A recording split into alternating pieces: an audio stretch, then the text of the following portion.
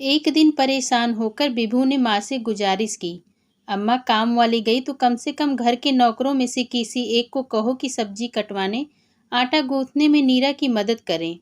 आजकल धर्म तो रहा ही नहीं, जाति बिरादरी जैसी बातें भी भूल गए। अब क्या बिना नहाए धोए नौकर चौके में घुसेंगे? इस पर विभू का स्वर ऊंचा हो गया था। अम्मा दोनों भाभियां मुझसे उम्र में बड़ी हैं, इसीलिए उनके बारे में कुछ नहीं कहता, पर मीता तो थोड़ा बहुत घर गृहस्थी के कामों में हाथ बटा सकती है। कभी आपने सोचा है आपके लाड प्यार से वह कितनी बिगड़ती जा रही है? इसे भी तो दूसरे घर जाना है। क्या यह ठीक है कि घर की सभी औरतें हाथ पर हाथ धरे बैठी रहें और बेचारी नीरा ही घर के कामों में जुटी रहे? तो किसने कहा है इसे नौकरी करने के लिए? घर में इतना कुछ है कि आने वाली 7 पुश्तें खा सकती हैं। वैसे माँ, है तो ये छोटे मुंह बड़ी बात, पर हम भी मीता को इसलिए पढ़ा रहे हैं ना कि वह स्वावलंबी बने। अगर उसकी ससुराल के लोग भी उसके साथ वैसा ही सलूक करें जैसा आप लोग नीरा के साथ करते हैं, तो कैसा लगेगा आपको? मीता की तुलना नीरा से करने का अधिकार किसने दिया तुझे? वह किसी छोटे घर की बेटी नहीं है। बेटे के सधे हुए आग्रह के स्वर को तिरस्कार की पैनी धार से काटती हुई अम्मा चीखीं। विभू उस दिन के बाद एक पल भी नहीं रुके थे। स्तंभित नीरा को लगभग घसीटते हुए घर से चले गए थे। बैंक से कर्ज लेकर नया घर बनवाया और एक नई गृहस्थी बसा ली दोनों ने। एक मारुति जन गाड़ी भी किस्तों पर ले ली। लेकिन नीरा खुश नहीं थी। बार बार यही कहती, मेरी वजह से तुम्हारा घर छूटा। विभू उसे समझाते, जहाँ तुम्हारे लिए कोई जगह नहीं वहाँ अपनी जगह बनाने के लिए क्यों परेशान होती हो? 6 महीने बीत गए। प्रसव पीड़ा से छटपटाती नीरा अस्पताल पहुंची। ससुराल में से कोई नहीं आया।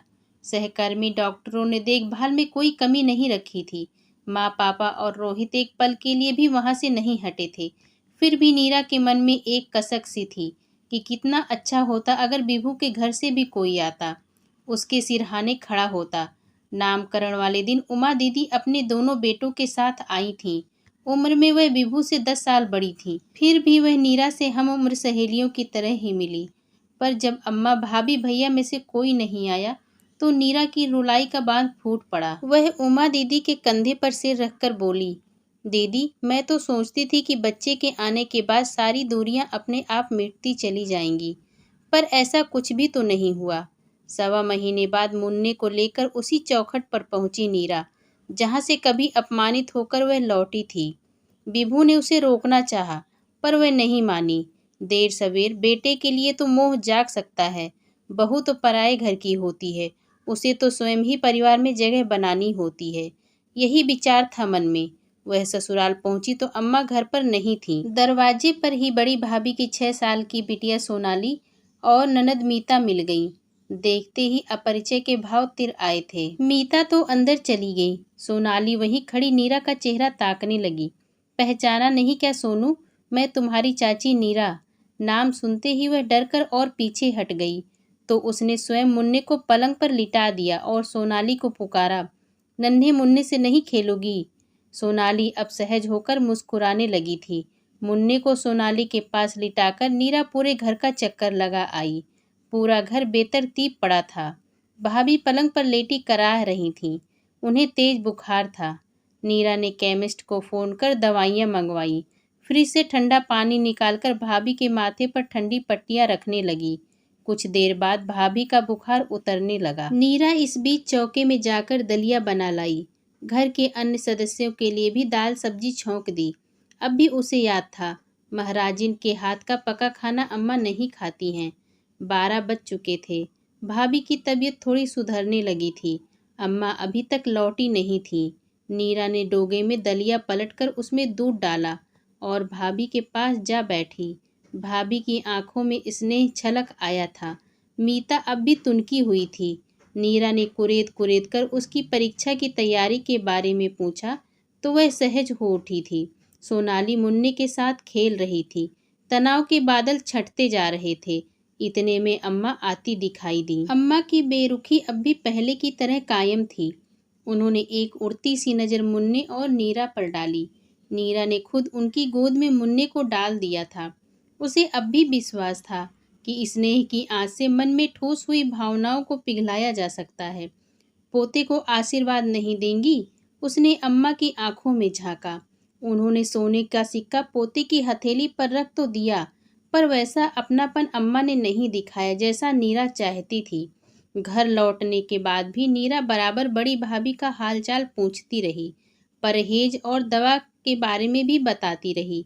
उसकी सद्भावना के आगे बड़ी भाभी नतमस्तक हो उठी थीं। फोन पर ही सिसक उठी और बोली, नीरा हमें माफ कर दो, बड़ी ही बदसलूकी की मैंने तुमसे।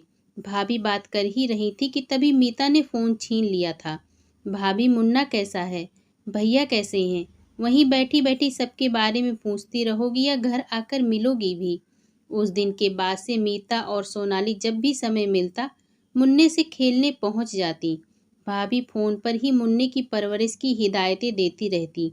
कभी कभी अम्मा से छिपकर मुन्ने के लिए सौंफ मिश्री की भुगनी और नीरा के लिए पिस्ते बादाम की कतली भी बच्चों के हाथ भिजवा देती। धीरे धीरे विभू के परिजनों से नीरा की दूरियां सिमटने लगी थीं, पर उसे तो अम्मा के पास पहुंचना था। परिवार की धुरी तो वही थी। अचानक अम्मा की कराहट ने नीरा को अतीत के झरोखे से खींचकर वर्तमान में ला पटका। सामने ईसीजी मशीन का मॉनिटर उनके हृदय की धड़कनों का संकेत दे रहा था। एकाएक अम्मा की सांस फूलने लगी, शरीर पसीने पसीने हो गया। घर के सभी सदस्य घबरा गए थे। मीता जोर जोर से रोने लगी। तीनों भाई उसे सहारा दे रहे थे। मजली भाभी 2 दिन पहले ही पहुंची थी। डॉक्टर ने नीरा को कमरे में बुलाकर बताया, स्थिति नाजुक है, फौरन ऑपरेशन करना पड़ेगा, पैसे जमा करवा दीजिए। अगले कुछ पलों में नीरा डॉक्टर शेरावत के साथ ऑपरेशन थिएटर में थी। विभू दोनों भाइयों के साथ बाहर चहलकदमी कर रहे थे। बड़ी भाभी मुन्ने को गोद में लिए हैरान परेशान सी इधर से उधर डोल रही थी। माँ के दूध पर पलने वाला बच्चा 3 घंटे से सिसक रहा था। कुछ ही देर में तीनों भाई, दोनों भाभियाँ, उमा दीदी, मीता बाहर लगे पेड़ की छाया में बैठ गईं। भाभी गहरे मौन सागर में डूब सी गईं। मीता उन्हें सचेत करती हुई बोली, क्या सोच रही हो भाभी? लंबी सांस लेकर भाभी बोली, कहने को तो अम्मा की 3 बहुएं हैं, पर हर जगह हर समय नीरा अपनी जगह खुद बना लेती है। बेचारी बिना रुके हर वक्त दौड़ भाग करती रहती है, फिर भी उठते बैठते अम्मा उसे कोसती रहती हैं। सच हम सब ने उसके बारे में कितनी गलत धारणा बनाई हुई थी। ऑपरेशन थिएटर से जब अम्मा को स्पेशल वार्ड में लाया गया, तब तक सांझ घिर आई थी। नीरा मुन्ने को लेकर घर चली गई थी। भूख से बिलबिलाता बच्चा रो रो कर हलकान हो उठा था। संक्रमण की वजह से किसी को भी अम्मा से मिलने की अनुमति नहीं थी। गहरी नींद के नशे में भी उनके जागते दिमाग में विचारों के बादल उमड़ घुमड़ रहे थे। अम्मा ने लड़खड़ाती आवाज में नीरा का नाम लिया तो सभी उनके इर्द गिर्द सिमट आए थे। टूटते स्वर में वह बोली, नीरा कहाँ है? कमजोरी से फिर आंखें मूंदने लगी थी। अगले दिन थोड़ी हालत सुधरी तो उन्होंने विभू से कहा, मैं नीरा से मिलना चाहती हूँ। मैंने उसका बड़ा ही अनादर किया। और उनकी आंखों से टप टप आंसू गिरने लगे। द्वार पर आई सुहागन का निरादर किया। अम्मा दुखी मन से कहने लगी, मैंने तो उसे आशीर्वाद तक नहीं दिया और उसने मुझे जीवन दान दे दिया। माँ की बातों का उसकी संतान कभी बुरा नहीं मानती। विभू बोला, इन 3 सालों में मुझसे ज्यादा तो वह तुम्हारे लिए छटपटाती रही अम्मा। उस रात अम्मा को बहुत अच्छी नींद आई।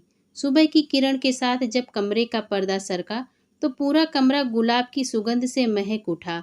खिड़की के पर्दे सरकाकर नीरा ने पूछा, अम्मा अब कैसी हैं? आंखें मूंदकर उन्होंने गर्दन को थोड़ा हिलाया, फिर इशारे से उसे अपने पास आकर बैठने को कहा। दिन के उजाले में नीरा के ताजगी भरे चेहरे को अम्मा अपलक निहारती रह गईं। सुंदर तो तू पहले से ही थी, माँ बनकर और भी निखर गई। तभी मजली भाभी मुन्ने को लेकर कमरे में आई और बोली, दादी को प्रणाम करो। अम्मा उसे आशीर्वाद देती रहीं, सहलाती रहीं, पुचकारती रहीं। क्या नाम रखा है? ऐसे कैसे नाम रखते अम्मा? वह तो आपको ही रखना है। नीरा ने आदर भरे भाव से कहा तो अम्मा खुद को अपराधीन समझने लगी। हृदय की पीड़ा के तिनकों को आंसुओं से बुहारते हुए वह दृढ़ स्वर में बोली, इस रविवार को मुन्ने का नामकरण समारोह हम सब मिलकर अपने घर पर मनाएंगे। जिस चौखट से तुम अपमानित होकर निकली थी वहीं पर आशीष पाने के लिए लौटोगी। अम्मा की आंखें नम हो उठी। न जाने कब आंसू के 2 कतरे टपक कर नीरा की हथेली पर टपके आंसुओं से मिल गए। नीरा को महसूस हुआ कि ससुराल की देहरी पर उसने आज पहला कदम रखा है। अगर आपको मेरी आज की यह कहानी पसंद आई हो तो मेरे चैनल को लाइक, शेयर एंड सब्सक्राइब जरूर करें। धन्यवाद।